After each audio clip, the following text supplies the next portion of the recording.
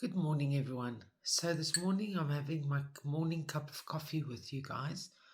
And I want to chat to you on this beautiful morning, winter's morning, but it's beautiful nonetheless, of the rose full moon.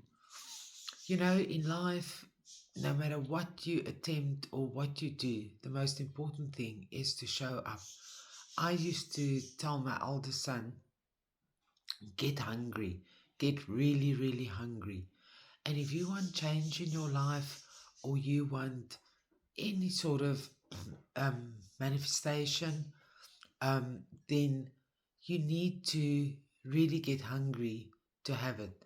Athletes are hungry to cross that finishing line and win. This is Maggie, by the way. And people who succeed are hungry for success. So the same applies when we want personal inner change. We need to get hungry for it. So I'll leave you with that thought. And just remember, you don't need to get everything perfect. You simply need to show up and want to. And then everything starts unfolding and you will succeed in what you want to achieve. Keep shining, keep smiling. Bye.